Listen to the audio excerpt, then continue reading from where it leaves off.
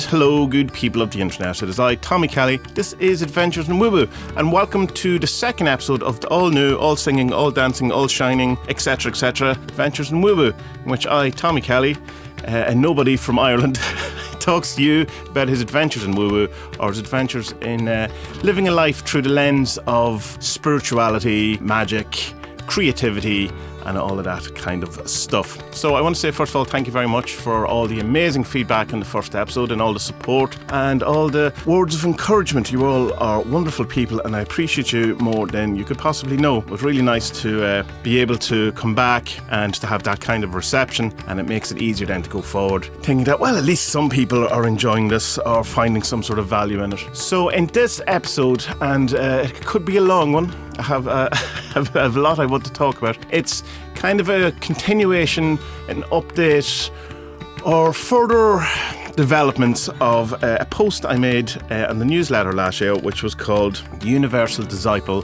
and the Light Magician.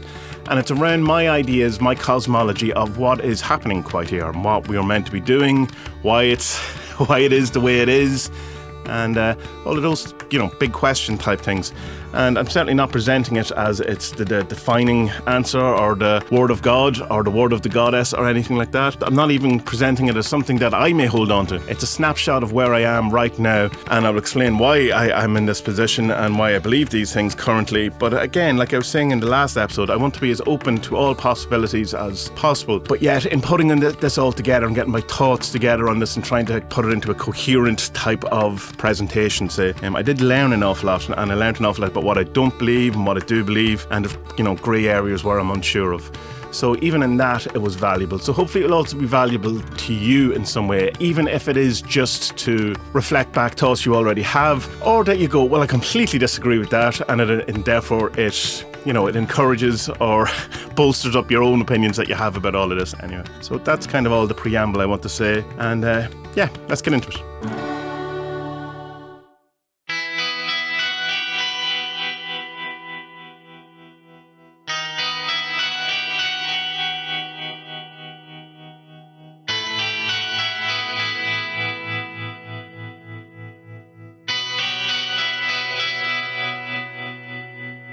So there's going to be at least 4 parts to this episode. That may change as we go along. There may become less parts, there may become more parts. But the structure, as I see it, as I start out, is that this first section will set up the other 3 sections, and it'll also explain and situate and contextualise the 3 visions that I want to talk about within the other sections, so that it doesn't come across as what it's not. I want to be trying and as truthful and honest as I am about all of this stuff.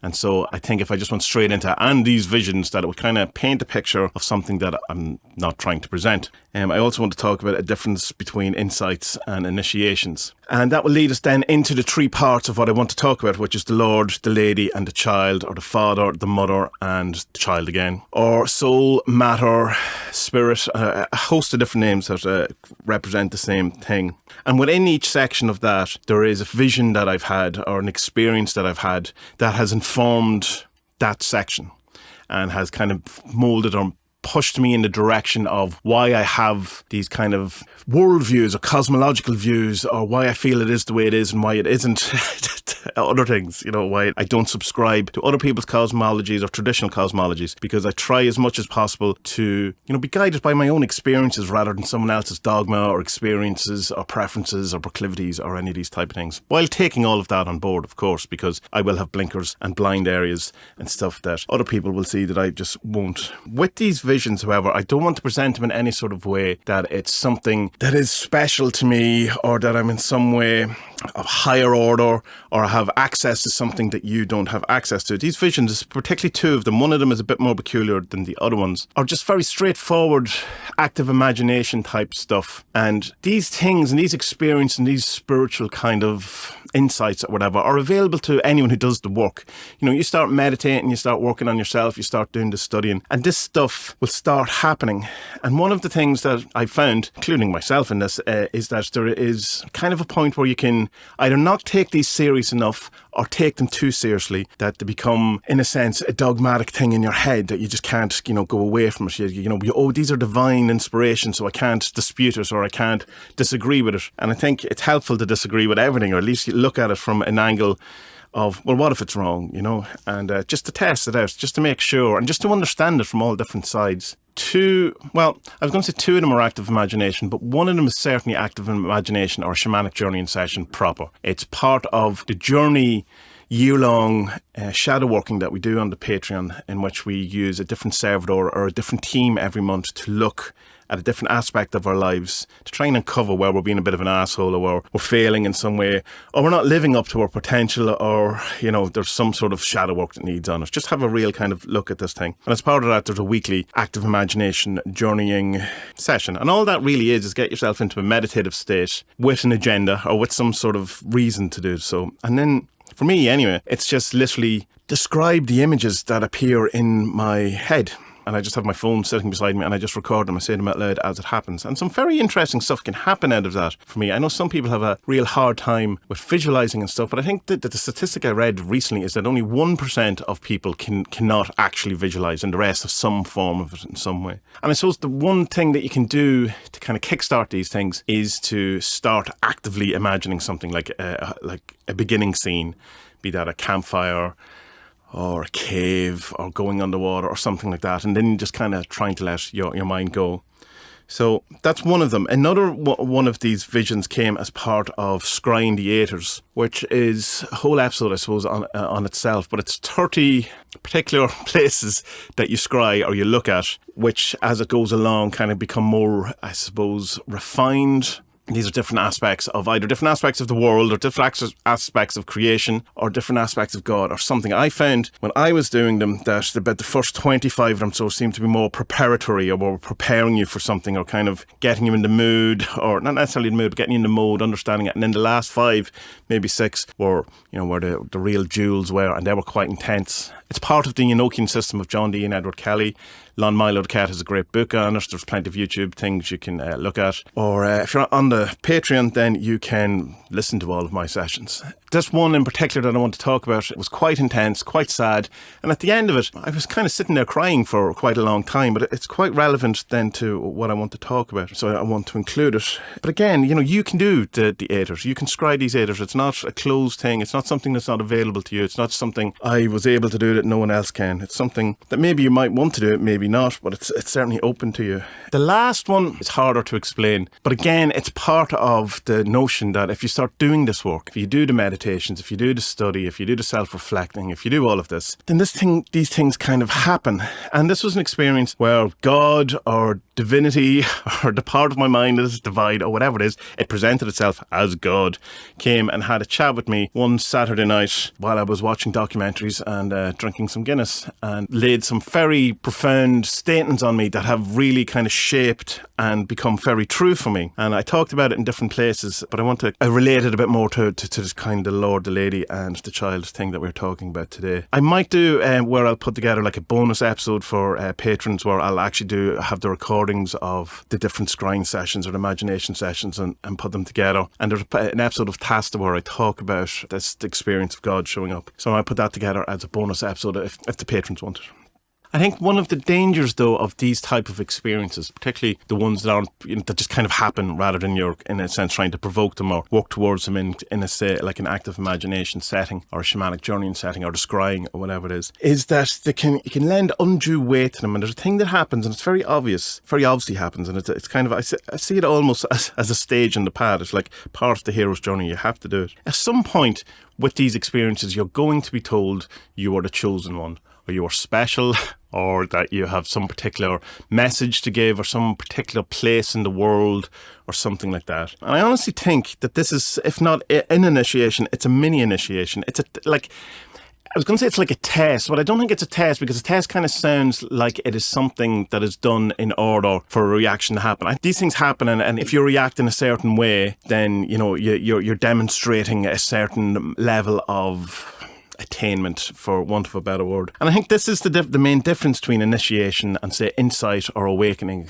experiences. Because you can have an insight, you can have an awakening experience, you can have a vision or a sensation of non-duality or of duality or of God or whatever it is, and you can kind of go, well, this has made me this type of person, and I now don't fear death, or I now have an insight into the world, or I now know a bit more about me, or something like that. And it is an insight and it's an awareness and something like that. But an initiation, I think, in a way, is an event or a crisis point or something like that which occurs, and then it's your behaviour demonstrates whether you actually understand the insight or the awakening or whatever it is. That it's kind of, you can have ego debt taking a load of mushrooms, and that'll be a deep insight, and it can inform your life and it can deeply influence your life or whatever. And you go, I'm not scared of death, I understand death from all sides now. And then someone very close to you can die, and you can fall apart and realise you don't really understand death or anything close to it. Or someone close to you can die, and you can bring the insight that you have, and it informs your action, and you behave differently because you actually understand the nature of death or whatever in this example. And I think being told you're the chosen one or you're special or whatever is a kind of a very early mini initiation, I suppose, just to see, the good stuff happens after that, but it only happens after that if you reject it. Because again, I don't want to say test, but test is probably the best word. It's just kind of seeing how will this person react to having knowledge and power and spiritual insight. Will he or she go off the rails and think they're Jesus, or the next Messiah, or will they be able to take it on board or whatever? It's like in Patanjali talks about the siddhis, the powers or whatever that have come as part of meditation, part of his system, and kind of talks about them and explains them, and then says, don't worry about them, just ignore them for the most part. And that's kind of what I want to say a bit about the visions, particularly this one I talk about when God shows up, is not to ignore it, but don't take it overly seriously that you think it means that you are in some way special.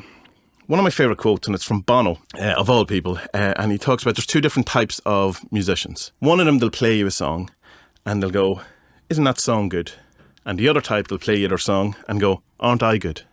And that resonated with me an awful lot at the time, and I think I kind of bring that into my spiritual life in that, isn't that experience brilliant rather than aren't I brilliant because I've had that experience. So yeah, that's just a long and short kind of way of saying that these things are open to everyone, but just be careful around them, that you don't kind of buy into it too much, but also don't ignore them. They can be helpful, they can be true, but they're experiences of the mystery rather than something that is saying something special about you or important about you.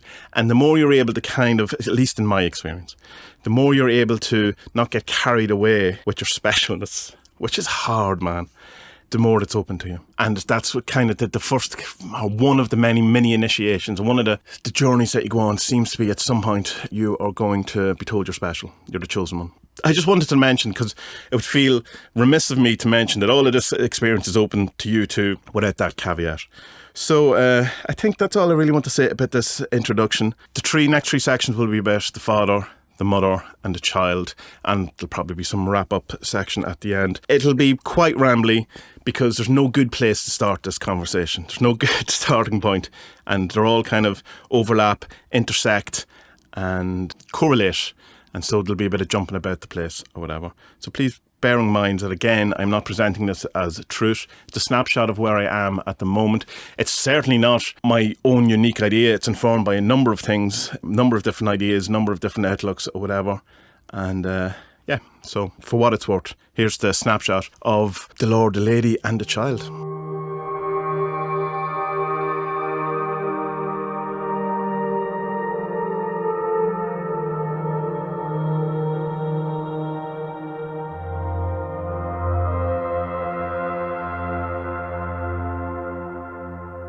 The Lord. October 2nd, 2021. I was sitting alone on my couch watching some documentaries. My son and my wife had gone to bed previously. It wasn't that late, relatively. I suppose it could be sometime between maybe 11 o'clock, 12 o'clock. That certainly wasn't 1 o'clock. And I had finished watching a documentary called God Knows Where I Am, which is a really heartbreaking documentary about a woman with a mental illness who locks herself in an abandoned house and essentially waits for God to save her. You may guess how that ends. But it's really nice, and not nice, but it was really heartfelt and affected me deeply in a way that it felt profound on some level. Then for whatever reason, the next documentary that was on the line was some kind of Christian, attempt at doing something like The Secret, I suppose, like a big documentary that will become popular, and it was just about God and God the Father and stuff like that. And all I really remembered is something about a cliff, really, to be honest. It wasn't a great documentary. But the reason I was watching all these documentaries, because at the time in the podcast, we were doing it, reviewing or talking about or discussing a documentary every week in order, just to generate conversation. So I was watching an awful lot of documentaries at the time. So this was quite a normal, standard evening for me to be having of a weekend. And I had a couple of cans of Guinness. Not a tremendous amount. I shouldn't have been driving or anything like that, but I certainly wasn't going to be waking up with much of a hangover or anything like that. And it's hard to explain these kind of experiences to someone who hasn't had one. But the best way I can describe it is the room changes. The energy in the room changes. You know something's about to happen. Sometimes these can be signposted for like a couple of days or even a couple of weeks. You can feel that there's a kind of a momentum towards this. In this case, there wasn't a momentum towards it at all. It was just, oh, right. It's almost like the room sinks, or the pressure changes, or the air becomes a bit more, I don't know, you become aware of the room, really, really. There's a thing, if you've ever taken any kind of like LSD or mushrooms or something like that, it's that kind of a notion of where you just start realising that you're tripping or something like that, and that things are starting to get a bit strange. There's a realisation. It's similar to that, but it's not that. And it's something I've talked about before in the old version of the podcast, where when me and my sister, when we were kids, up until we were teenagers, we would have an experience that we called that place, where this kind of sense of the room changing and being watched, or an awareness comes into the room rather than you're watched. That's kind of it. And it happened so much that we came up with the name of that place, where we go, are you in that place? And it'd be yes, invariably. So I can't really describe, I can totally describe, but I can't probably accurately describe this, because it was happening in my head, but at the same time it was happening outside of my head as well. It was like God walked in, or someone, I'm just going to go with how it presented itself. I'm not trying to, make any claims any other way. And it was a kind of a sense of, I knew where he was physically, walking down, coming down the steps, walking down, sitting down beside me. But I wasn't seeing him with my eyes, but I had a sense of that was happening, and I could kind of see him in my mind's eye and stuff like that. But I wasn't just imagining it.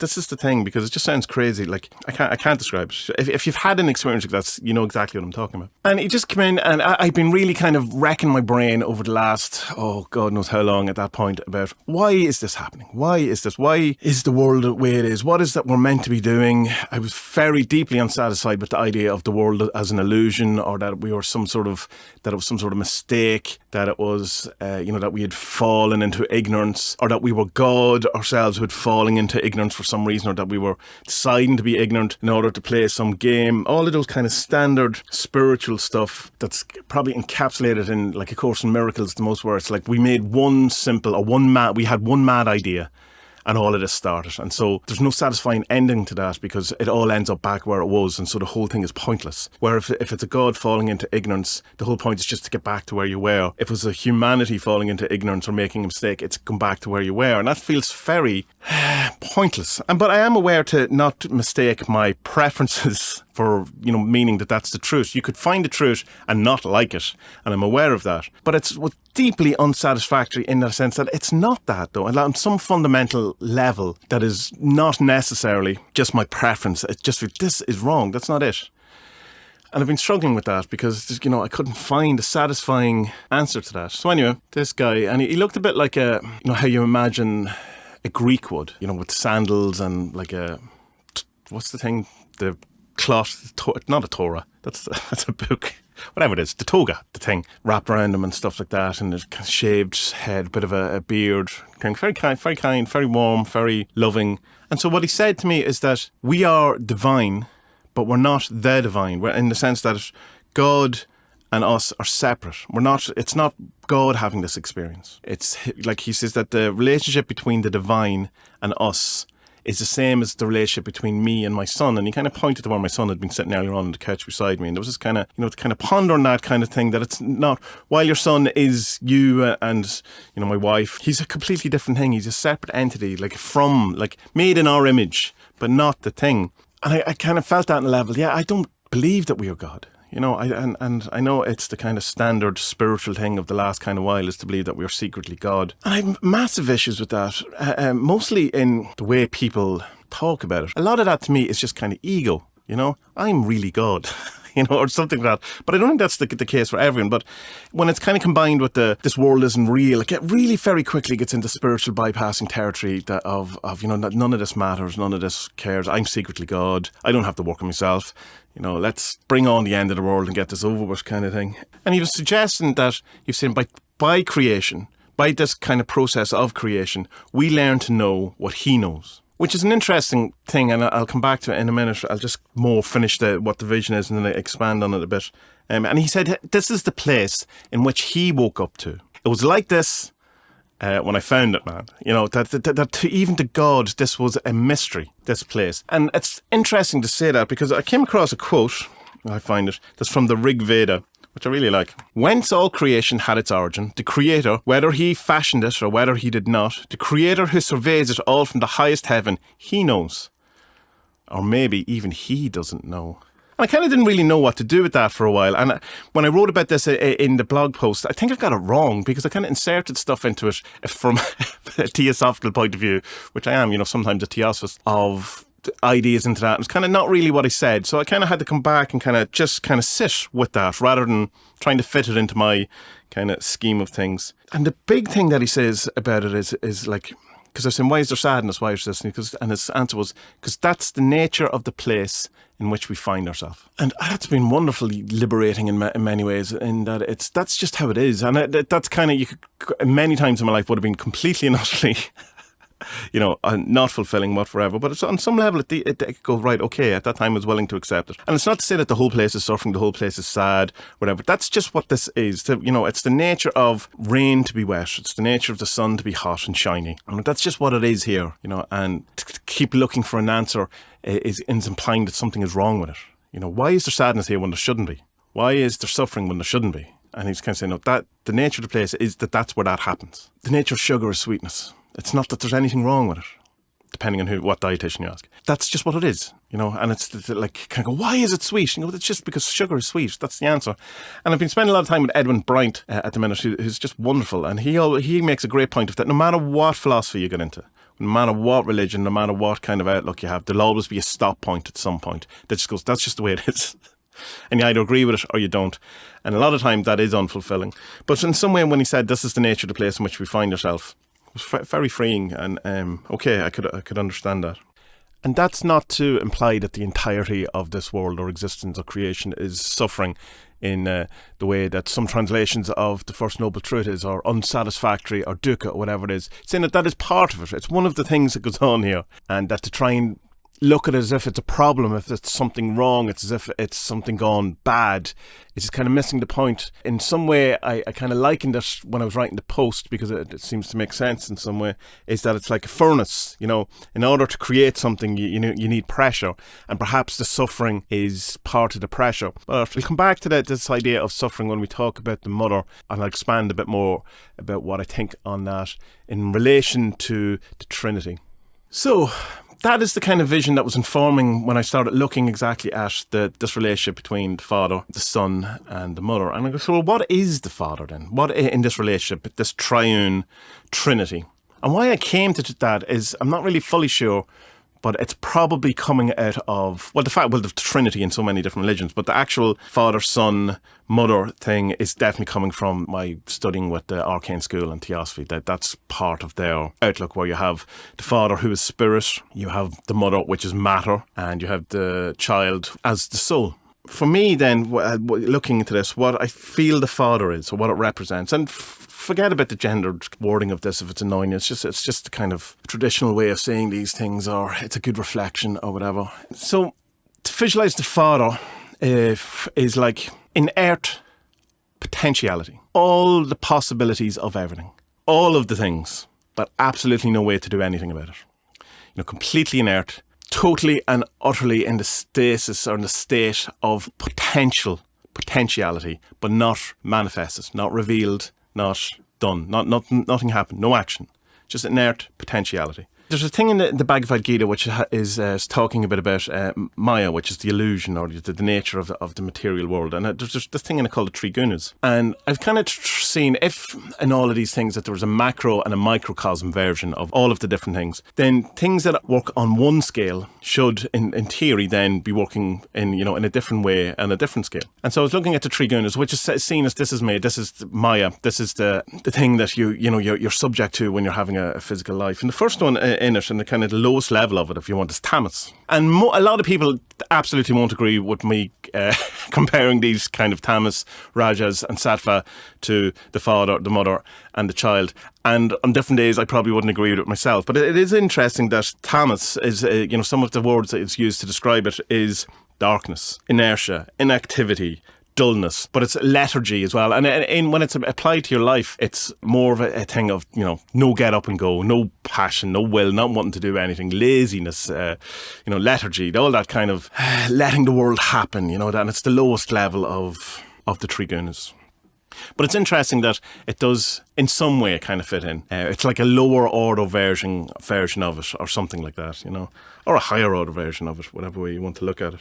So in summary, I suppose, of the Father or Spirit, I would see it as darkness, as potentiality, as inert allness. It's all the possibilities, but it has no way of manifesting. Spirit, but inactive. It's passive. Can't do anything but anything. It can't manifest anything. It can't self-express. And its longing, or the thing that wants to complete it, or the thing that it needs, would be to have self-expression. So it is the darkness, inert, infinite potentiality, longing to self-express.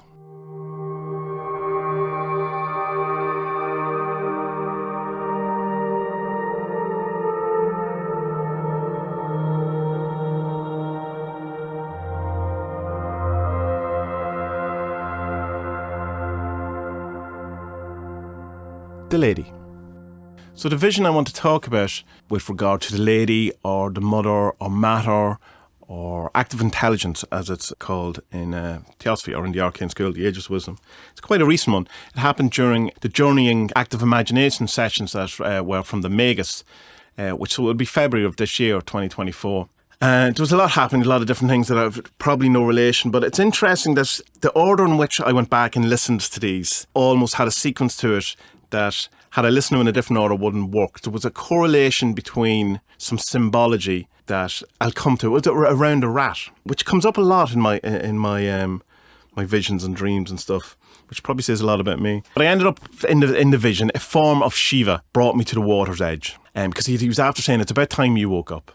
And I was going, okay, but how do you do that? And there's other things, he's like licking sap from a tree, and I was going, well, I don't even know what that is. So then he just brings me to the water's edge, and you have to picture it's very grey. There's trees, they're all black. It's very misty. There was an old black rowboat that I had to get into, and there's some sort of city or something on the other side that I was meant to go to. And it's misty and cold, and it's creepy, and it's like, how you would feel that if I died and you were met by death, I suppose, going across. This would be very apt. And strangely enough, who does turn up? Only death in another boat.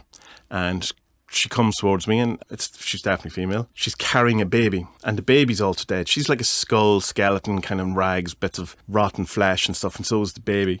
She gets into the boat with me, and she is so loving and so tender and sweet, and she puts her hand up to my cheek, really fondly loves me, and she's shown me her baby, who is a dead rat. But she loves it. She's singing to it, all of this kind of, really deep sense of sadness to it as well. That, well, her baby's dead, her child is dead, and she's holding on to it. And this kind of vision, I didn't really understand it for a while, but it became more and more important as I was unpacking this whole kind of Trinitarian, the Lord, the Lady, and the child, that this was the mother, because I've seen her as dead, but the mother is dead. And There's a thing that I certainly have done, and it's very prevalent in spiritual parlance and circles and stuff like that, is this kind of notion to be very down on the material universe, to be very anti-material. And that's fair in a sense, because there's a dysfunctional thing of materialism. It's a big time. We'll come back to that in a bit. But, and I think this is the kind of a notion that really annoyed me or unsettled me or made me unsatisfactory about the notion of the world is an illusion. The world is something wrong, something you have to escape from. The world, plug me out of the matrix. It's really a simulation. All of these things to be anything other than actually be in the world, or to feel that the world is real and is important, if not more important than your real life in some new earth or some other place, in some other heaven, or some sort of, awakening experience that brings you somewhere else, somewhere out of here. Everything is to get out of here, away from it. And it's like to see then that this unbelievable, if you want, sacrifice of the mother, in that all of her children die. Everything dies. Everything goes away in her. If, there's just the kind of notion of that you transcend or whatever, or when you die, your body doesn't come with you. The mother doesn't come with you. Everyone leaves her, everyone dies, everything is temporary. Her child is dead, but she still loves it. And it's heartbreaking in a sense then to see it as a kind of huge sacrifice of a divine mother. And then what we do with it is try to get away from it, to try to say it's not real, to dismiss it, to say that the more important thing is somewhere else, that our real life is somewhere else, that this is a thing to be shunned, this is a place to get out of it as quickly as possible. It's a mistake. And there's something deeply heartbreaking about that kind of realisation that of the mother giving everything and all the pain and suffering and sorrow, and we just kind of dismiss her or want away from her. And even in stuff like Buddhism, where it's kind of saying all this suffering and how to get away from it and stuff like that, it's still this move away from the mother. And it is true, there is, life is unsatisfactory, life is temporary. The three characteristics, other than there's no self, which I fundamentally disagree with Mr. Buddha about that. That is, things are temporary, things fall apart, things, everything is dissatisfactory or suffering or whatever. And what we've done with our spirituality and our religions is to do everything to not look at that, to get away from that, to move away from that, to find a path away from that, rather than looking at the mother straight in the face and looking at the suffering. And there's some stuff in Christianity which is quite good around this, in the sense of that Jesus goes down into hell after, when he dies, and not to do anything, but to bear it. Just to look at it, to look at the suffering, to look at the pain, to look at all of this and not turn away and not reject it, not to whatever.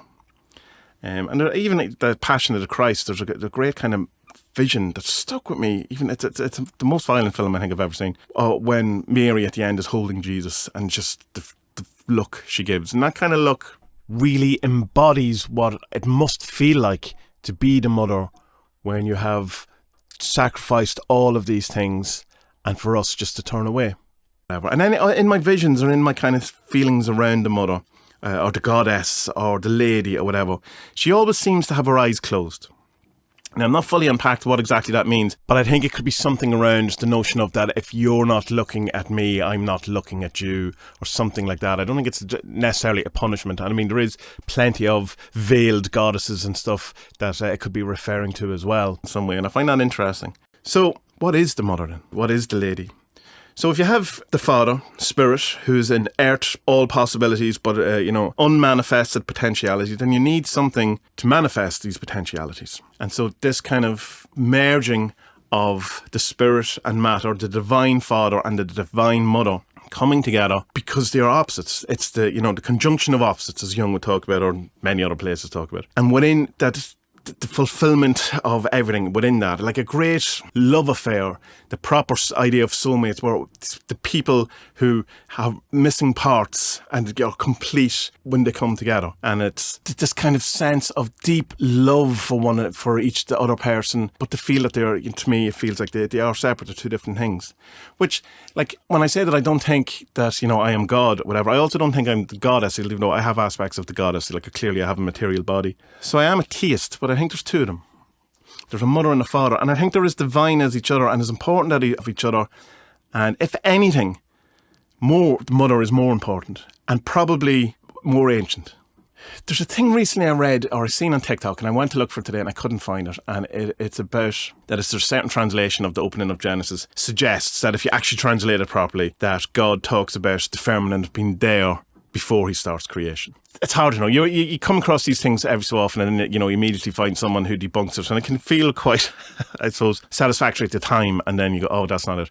But it was kind of interesting that it came up while I was looking through all of these things, because it wasn't something I was looking for in research. I was just on TikTok wasting my life. And this notion that in my vision, going back to my other vision or my experience, where God said that it was like this when he found it, when he woke up, that this was here. And so I think the mother is the great mystery. I mean, we have this kind of notion that it's, the spirit, the father, will return to father. It's that notion of, the prodigal son and all that. And it's like, okay, but there's a lot about that I reject. I have issues with that story, but we'll bracket that for a minute and come back to that in another way. But that even the mother is a mystery to God. I find that fascinating. I find that something about that rings absolutely true. And I think at the point where these two come together, before anything else, I think that's where, if you want to have like a personality of God, and people talk about, particularly the Harry Christians will talk about the supreme personality of the Godhead, or that there's some sort of personality or form that you can interact with. I think that happens then and not beforehand. It's when the conjoining of the mother and the father, the spirit and matter, makes the Lord and the Lady possible, which is like a personality or approach that you can have. And I think there's a possibility that we all get our own. Krishna certainly,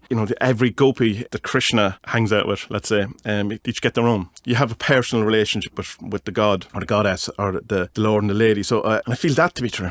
But I think it happens at that moment. That's when that comes together, when the kind of moment of bringing things together. And so the mother then being as, the manifest universe, what does that completely entail? It's like sometimes described as, spirit impregnates the mother. This is the womb, which, it works as a kind of a metaphor.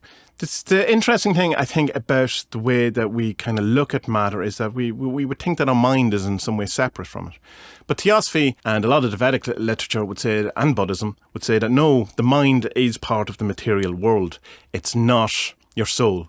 It's not the spirit. It's, it's part of the material world. And in that way that it's a tool, a bridging tool between spirit and matter or whatever. But it gets more complicated when the third aspect of this Trinity comes into it. But it's just trying to work out where exactly is the animating principle is shown. The animating principle, I mean the father. Where is that in the world? Is it just a spark that, when someone dies, you immediately know that thing's gone?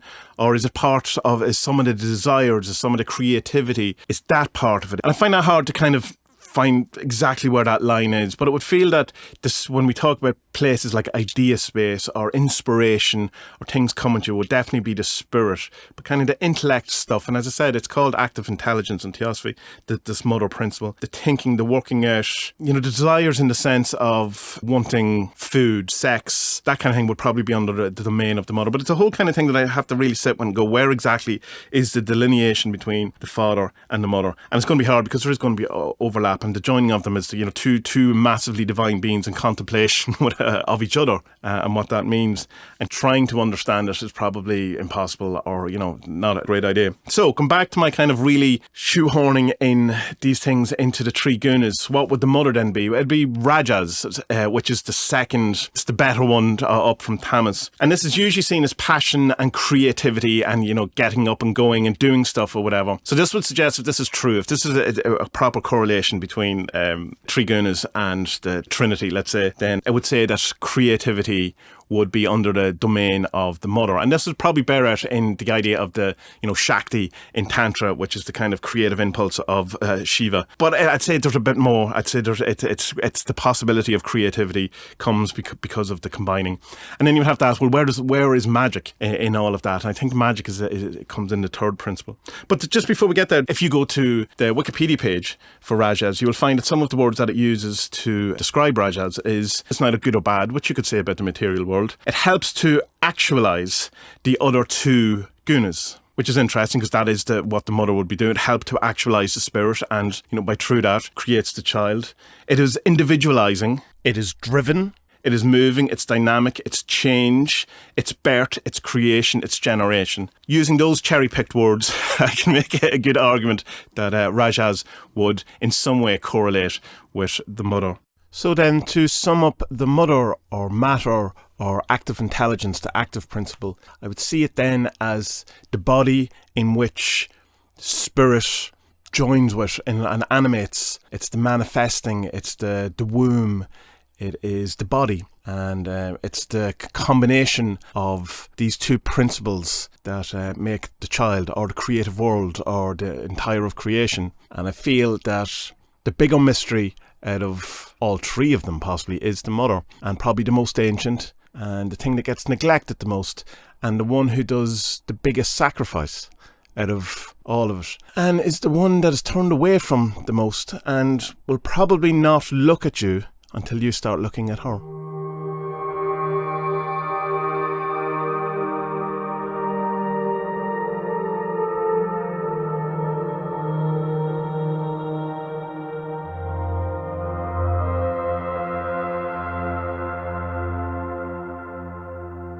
And so the child, and I want to finish with the vision that I had rather than start with it this time, because there's a good chance that I may get emotional around it, and I don't want to then continue have to try to explain what the child is while being emotional, because I got very emotional when it happened. The child is probably out of all of them the hardest one for me to explain, because it depends on what viewpoint you're looking at, or perspective, or what vantage point, or what you're trying to do exactly.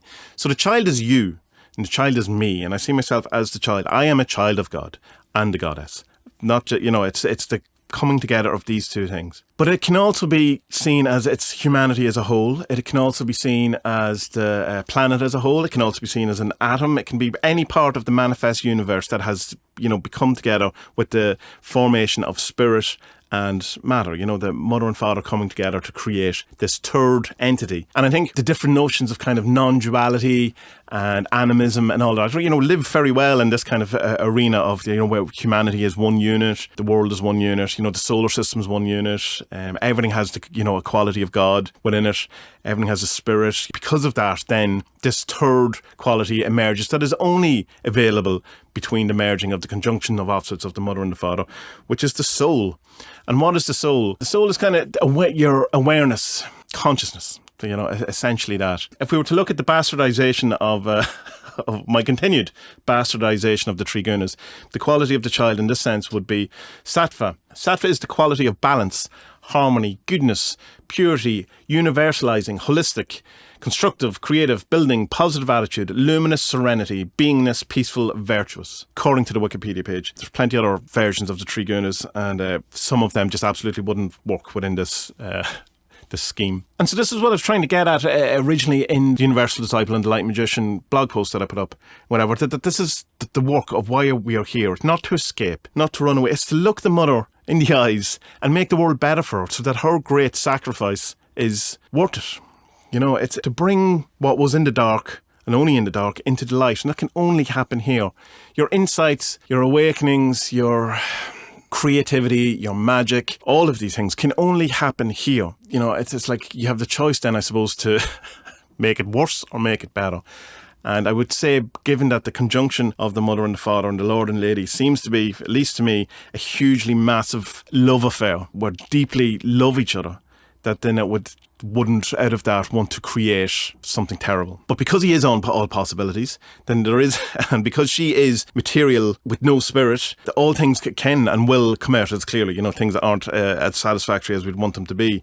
So then the goal of us, if you so choose it, and if you so agree with it, or align with it, is that you have to bring the light into the world. I know that's very kind of new agey, and we know all this, but I think that is the truth. I mean, the old Madhva, if I'm pronouncing that, religion of, or Zoroastrian, they had this kind of notion that there was a huge battle between darkness and light, which in some ways I do feel that, that makes sense, that, there is the darkness of the inert spirit, and we are trying to make this place light, that we are the light in the sense, the soul is the light.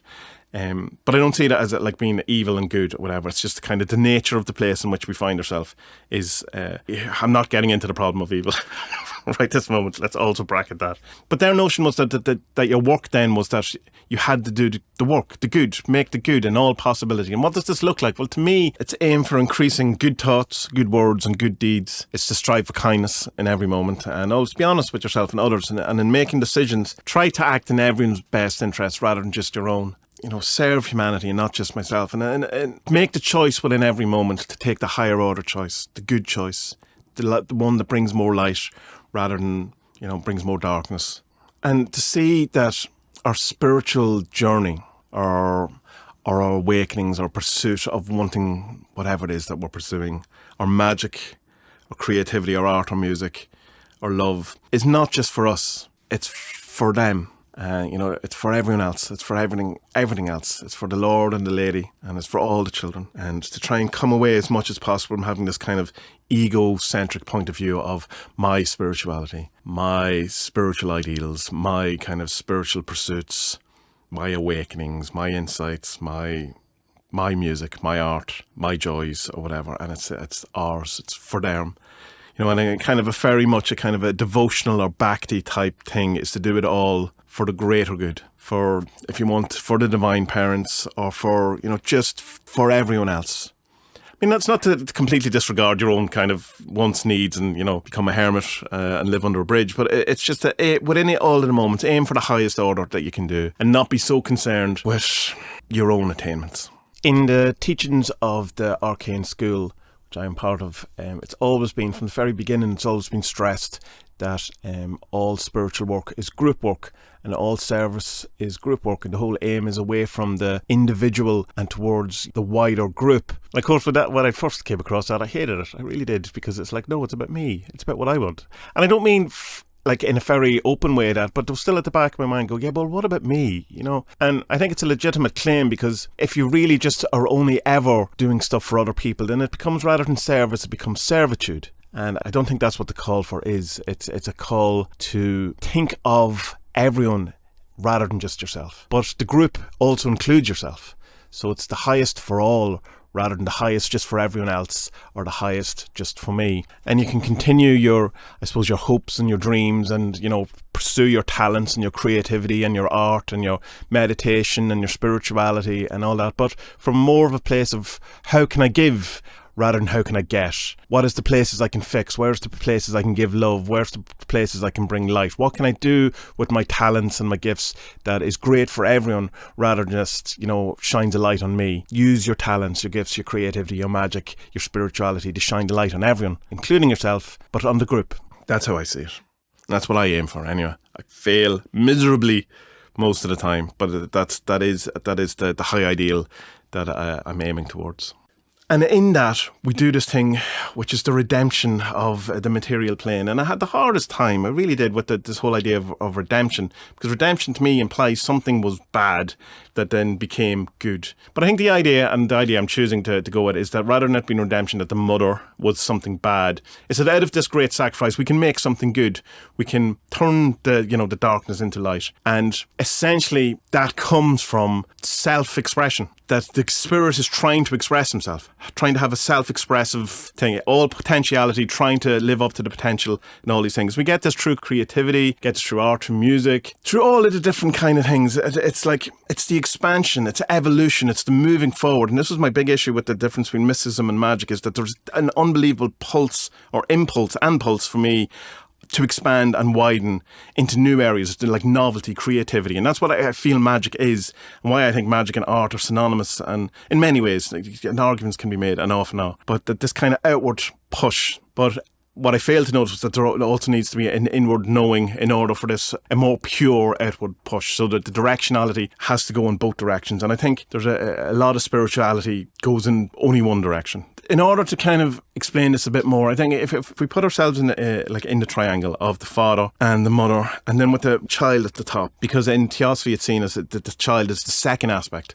rather than the third, because it's the thing that joins, it's top of the triangle. And if you look at how things can be dysfunctional or whatever, you can see if you just turn the child and only look at the father, then you have dogma, you have self-righteousness, you have blind inertia, you have things that don't change, you have tradition, you have fundamentalism, you have sternness, you have lack of action, inertia, just, not living up to potential, all of that kind of stuff, where preferences and proclivities and prejudices are sold as spiritual qualities, and it's all of this kind of, as I say, just looking at the father, looking at it is, you can see it, it's in the Christian religion, that's just plainly just the child directed at the father. Now, if you look directly just at the mother, clearly what's the dysfunctional version of that is going to be materialism and, this kind of gimme, more attitude of I can be fixed by having more things. All of this, this desire in its most dysfunctional rather than its creative sense. It's the lower order version of creativity it's just the desire rather than desire to evolve and to move out and to, do all of these things. It's desire to have. And there's a non-dysfunctional version of wanting things too as well. But also you have, materialism where you completely remove the spirit from everything, and you have the whole kind of rational approach, the scientism approach, all of these things, and that's just where everything is just as it appears, and there's nothing more to it. There's no even consciousness, there's no soul, there's no spirit, there's no any of these things. It's all happening in matter that'll eventually die and go away. It's just because you're just clearly just solely looking at the mother and not looking at the father, and that would be the dysfunctional thing. And I suppose then the third thing would be that the child looks at neither of them. And I suppose in one way this would be, I don't know, nihilistic or, looking into the void or something like that. I don't really know what it is, but it does feel like it's a valid kind of and also dysfunctional path. And so the synthesis of what the mother and the father coming together is the non-dysfunctional version of just looking at each of them separately. And so infusing the spirit into matter, creativity, desire as a way forward rather than as trying to fix something or trying to make up for a lack or something like that. In spirituality, we can be quite hard to desire and saying that suffering will be removed when we stop desiring. And I think some suffering can be removed when we stop some desiring, but I think desiring is an important thing. It's part of looking at the mother, in the eyes. Part of it is not turning away from the suffering and that comes with desiring. It's the nature of the place in which we find ourselves is that by our desiring leads to suffering, but that's not a good enough excuse to turn away from it. You need some sort of friction. You need something in order to evolve, to grow and to move and to not kind of engage with the suffering. It's not to bring it on, bring it on, come on, I'll have all the suffering. It's not that. There's plenty there. You don't need to. But it means that for growth to happen and for new things to appear, for magic to form, for creativity, for all these things to happen, then there's going to be pain with that. There's going to be turmoil. There's going to be all of these things. But that's part of it. That's the nature of it. That's not to be run away from or say that it's, it's ignorant to be in this kind of a state or something like that. And so the vision, and I'll end it then on this. There's a thing where this vision starts, which isn't necessarily completely and utterly related to the whole thing, but it is in the sense of it ties back to the vision of the rat and the mother in the boat and the thing. This is from when I was doing the Aeters, and it's number 4, it's Paz, and it really ramped up at this point. It felt like that the first kind of 20, 25, possibly 24 were just preparatory to get you to this stage where the last couple of ones were going to really, really hit you with the good stuff. And I completely haven't unpacked the last one at all. There's so much in it that you could spend, and I will spend the rest of my life trying to understand it. And I listened to it in the order these things. So I had listened to the previous vision of the mother before I listened to this one, even though this one happened long before the mother. This was last year sometime. There's a part where it goes into a field just before the section I want to talk about, and it reminds me this is the rat field, and it was a field that I had beside where I grew up, the house before, and it was just an open field, but we call it the rat field because I assume someone once saw a rat or something like that. But then there was this notion that it says, remember that this was mentioned in previously, this was mentioned in another vision or something like that. Just carried on. I didn't know what that was at the time. But hadn't listened to this in the sequence of what I did meant that this was mentioned in the other one. But that had happened after. It was mentioned, the rat was mentioned again in a vision or an active imagination or journey that happened months after this. But correctly predicted the order in which I listened to it on that day, which, you can take or leave, and synchronicities and things like this are for me, for their individual, they're not for you.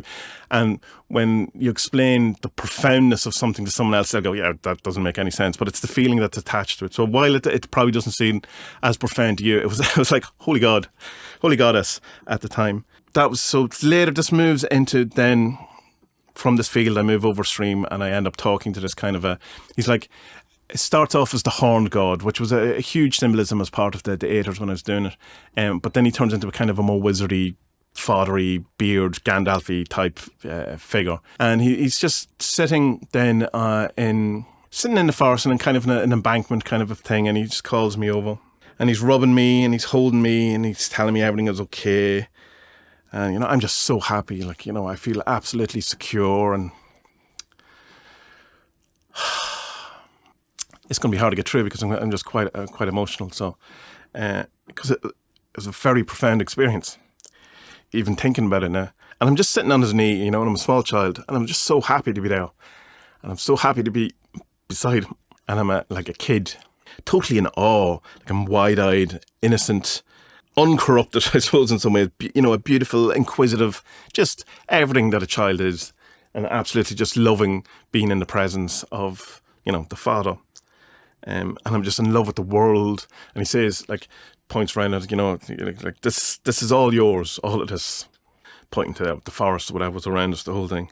And then we kind of walk through this tall grass, or like as if you're walking through a field of, wheat or grain or something like that, some sort of crop, but it's grass. That's the way it describes it. And he turns then into a witch, and she's got red hair. And that's the way I describe it as the witch. So it was the wizard and the witch. It's the lord, the lady, the father, the mother, whatever. They're the same. And it's, she's very, very pleasant, very loving. And she's holding my hand. Like those kind of the cliche images that you've seen on Instagram and TikTok and all that, where there's like the girl is holding the man's hand, and they're, they make 50 photos in different places, but it's that kind of angle of it. She's pulling me through this grass or whatever. But then it immediately kind of switches to another scene, which is of me being pulled along, kind of dragged through the mud, and I'm a soldier, and I'm being dragged. I'm not fully dead, but I'm like losing consciousness. I'm on my way, and there's a lot of kind of elements and themes and images of like World War I or war or something previous earlier on in the scrying, and it's kind of then switching through this lovely scene of the mother walking with me lovingly through this grass, holding my hand, to cutting back to the soldier being dragged along, like as if I've been injured, or I assume I feel I've been killed, and I'm being dragged, as it turns out, into this truck, the back of the truck, and I'm thrown into this truck,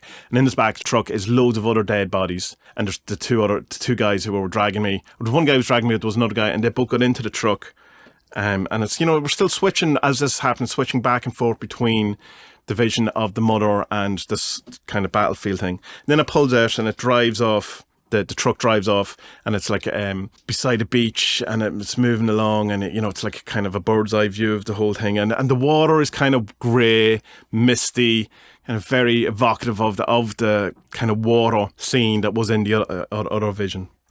And then I can see that I'm sitting as the truck moves off and flies along. I'm moving down, and the wizard, the witch, and me are just sitting on the embankment beside the road or whatever. And he's throwing stones into the water, and the whole sense, the whole thing is that we're trying to avoid what's going to happen next. And I'm sitting between him and this embankment, and we're a family. And the wizard, the father, as he's throwing the stones into the water, he just keeps saying, "This is the way it is. This is the way it is." And he hugs me, and he pats me on the back. And then I get a huge hug from the witch, the mother, the lady. And she's trying her best not to get sad, as I am now too. And she's putting on a brave face for me. And she starts rubbing my shoulders. But you can tell that she doesn't really want to look at me because it make her so sad. And I know that I have to leave them. That we only get this very, very brief moment to be together. And so I stand up. And I assume you can tell how emotional this was, given that this is months and months later, trying to talk about it. And I'm as emotional as I was during it. And I know I have to leave them. I have to stand up, and I have to walk. I have to walk this road by myself. And so I get up, and I start walking on the road. And I'm walking away, and I'm getting further and further away from them. And they're getting further and further away from me. And I'm still a child, remember. All alone, on my own, walking the road. And I turn around one last time to look at them. And then I walk into the light.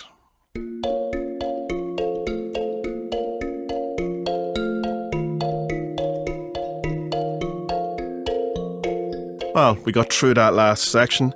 It did take me a while to record it. I'm sure you will hear, though I will edit it as much as possible to make it a bit coherent. Just how emotional I got through that. And it was a very, very emotional experience. And just to go back to what I said at the beginning of it, that these things are available to all of you if you so choose them. They can catch you off guard with how immensely powerful they all are or whatever. Like that happened, I don't know, months ago. And still I feel it as deeply, that separation, that sense of loss and sadness and the brief time that we have. And it fills me with a lot of humbleness too, and gratitude and all of these things. But it's deeply emotional, and it's certainly profound experience. And I hope I did it justice. I hope I did justice to my kind of train of thought with all of this, but I assume I haven't. And I assume a lot of that is to do with the fact that it's not fully coherent in my brain as much as I want to. But part of doing the podcast and doing the things I do is by putting it out there, I find myself being able to understand myself a bit more as well. And hopefully then in some way you good people of the internet get something out of it. Even as I said at the beginning, it's just that, well, it's not that. I'm not into that. And so that feels good that I can put a pin in this, because like I was saying the last episode, it was like I want to be open to all things. So now I'm going to just drop all of that for a while and not have that as my, the thing that I have to concentrate on, and just see what then develops out of it, having now placed it all together and presented it in some sort of package, even though not exemplary by any means. I think out of all of them, I probably let the child section down the most. But I will put links to stuff in the show description, including the post that I've talked about, the Universal Disciple and the Child, or the Light Magician. I feel there's a lot of stuff that I not necessarily that I don't agree with, but I feel I added stuff to it. There's a theosophical bent to it, that a cyclical thing. This whole idea, the conclusion is the whole idea is that we're trying to grow the child to be another god, and maybe so. But I've become more and more kind of aware with my study into more Hindu and Vedic stuff, and particularly the Bhagavad Gita, which I've become absolutely obsessed with recently. And that line in the Bhagavad Gita goes, well, everyone has existed for all time. You have always been here, I've always been here, this place has always been here. And so I don't know if it is cyclical, but I do, out of all of this, definitely have a more personal relationship with the Lord and the Lady, which I love. I'm quite devotional in nature, and when it comes to my spirituality, and that was deeply missing from a lot of the stuff that I was kind of absorbing or moving into, and in fact it was like the opposite direction of what I actually wanted. So when I sat down with it and trying to work it all out, what is it that I'm feeling, what's trying to express through me or whatever. And so I offer this as an act of service. The whole point of service is that you do it without hope of getting anything personal out of it, that in some way helps other people or helps, it certainly has helped me. So I've already failed because I've helped myself already. But yeah, if you would like to hear more incomplete and possibly incoherent ramblings from a middle-aged Irish man with regards to spirituality, magic, and all the worlds around it, or you like my art or my music and you'd like me to make more of it, I'd like to make more of it, or just like me to continue doing what I do, then please do consider signing up to the Patreon, sending a donation, looking at my book list, buying me a book, sharing the stuff, or just sending me a nice word of encouragement. All of these things are deeply I am grateful for when they happen, and do absolutely allow me to continue to do what I do. And I'm a very privileged person to be able to self-express and express myself in the way that I have been gifted the last number of years. Now I'm really appreciative, but it does involve generous people allowing it. So I mean, these are great, wonderful people, and I love all of you. So yeah, that was a deeply emotional episode, and hopefully not all episodes will be as deeply emotional or take me weeks and weeks of putting it all together. So good people of the internet, my blessing for you is I hope that you find a cosmology that suits you, and I hope you feel loved by divinity or the universe or whatever it is that you subscribe to in the way that I currently do, and that you find that the world has deep, deep, deep meaning even in the places where we feel it isn't, and that you no longer feel the need to try to escape, but rather to engage actively and make the place better for those who come after us and those who are also here at the same time. So good people of the internet, may our best days be ahead, and be well.